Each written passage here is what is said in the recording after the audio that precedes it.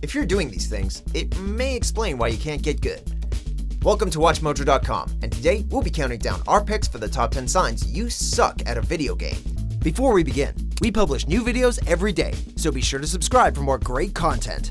For this list, we'll be looking at the common behaviors people display when they're unskilled at a video game they're playing.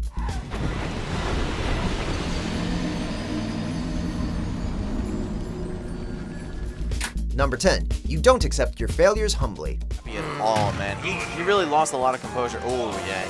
See, this is one blood cross. Oh, whoa. Uh-oh. We all fail sometimes. It's just part of life and video games. But how we handle things when we fail says a lot about our character. Oftentimes, people are too proud to admit their mistakes or examine their failing objectively. And besides being a good way to ruin your enjoyment of the game, it also doesn't help you improve. And besides, video game consequences are a lot more forgiving than real life. The fact that they're just games means we don't have to get wrapped up in appearing our best. Absolutely terrible f***ing player. Doesn't have any actual strategy. Just rush forward and keep jumping for free because Urian has no anti-air. Number 9, your friends resort to dictating your loadout. All right, Jim, are you using the MP40 or the 44? Sniper rifle? Snipe what? Jim, Are you in playing for Carrington. the other team? You don't snipe in Carrington, okay? Saboteur! Saboteur! Andy, it's not- I'm gonna kill you for real. When playing a game, we all choose what sorts of weapons and equipment to use. Customization can be part of the fun. However, some things are naturally better to use than others. If you need to be told which are the best ones, chances are you're not as knowledgeable as your friend who's telling you what's good. In other cases, many of us get a bit overly enthusiastic in our use of some items, particularly explosives or vehicles. This can often lead to killing ourselves or our own teammates, and to their frustration with us and/or they're placing a moratorium on our use of these items. That's top 4. Oh my god. You goddamn retard. Alright, hold on. Let me come up. Oh, good shooting, Dan. Number 8, you rage quit early and blamed the game. Oh, great. So I'm dead now. Fine, I'm sick of this stupid game anyway. Anger and frustration with video games can be quite common, and walking away from a game in frustration, or rage quitting, is often a result of bad game design or steep difficulty spikes. Still, when you get easily angered and give up after only a short time, it may not be the game that's to blame, but you instead. Many gamers are reluctant to admit their shortcomings, especially when they're playing with others, so it's easier to blame the game rather than find fault in themselves. But like we said earlier, self-awareness can help improve our skills. That's fun.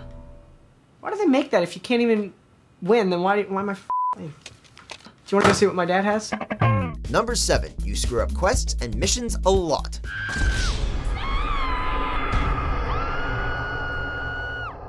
Lots of games feature missions, quests, and other objectives that the player must complete in order to advance or to obtain rewards. If you find yourself frequently failing these, or else being unclear on what you're supposed to do, you may suck. Maybe you simply need more practice, or maybe you failed to listen to the directions from the NPC, who told you in a long, boring text box.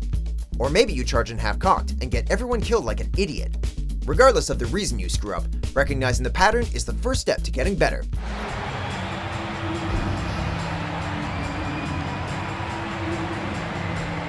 Number 6, you keep getting booted off the server seemingly without reason.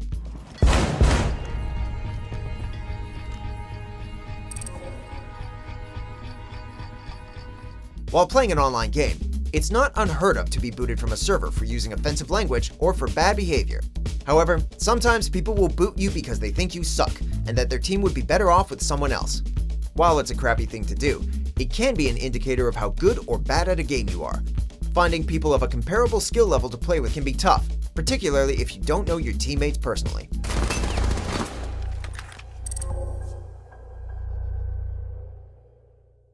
Number 5, you resort to trash talking. Cover this, suckers! Penny, you are on fire. Yeah, so is Sheldon. There are plenty of trash talkers online. Some of them are good-natured about it, some of them are trolls, and others use it as a way to compensate for their own shortcomings. When you're backed into a corner in the game or losing consistently, you might feel like the only way to get one up on your opponent is to insult them.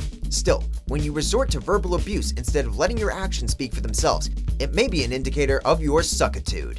Mikey, check it out. His legs, Little Wayne's legs are all over. Bitch, what are you doing?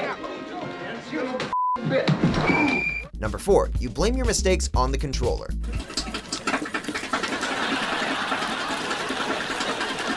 We've all known or have been one of these people, right? You're playing a game with someone and you mess up or lose, but instead of owning up to it, you say that you're not familiar with the controller, or that you didn't respond when you pressed a button. Granted, some controllers are unintuitive or cheaply made and prone to malfunction, but not all of them are, and the excuse is one easily seen through, especially when used repeatedly.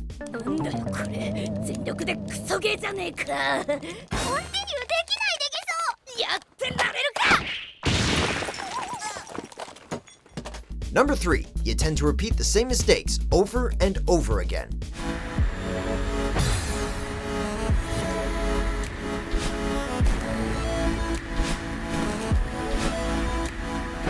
Video games can be difficult, there's no doubt about that, but many times there are players who seem to keep making the same mistakes time after time.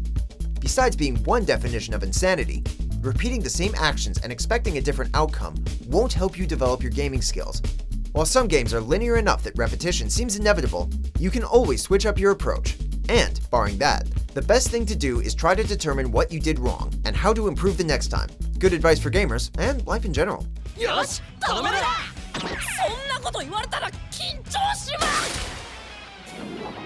Number 2, impatience.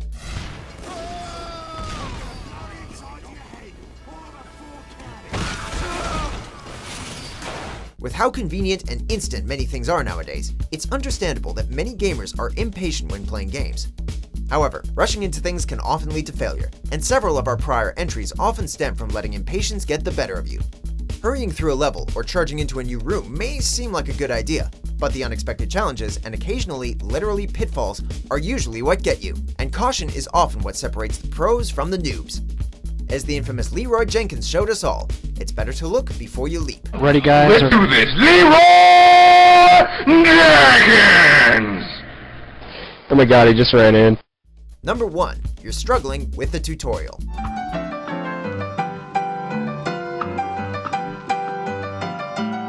Tutorials are meant to be a player's introduction to the game, giving them the basics like the controls and/or explaining the setting.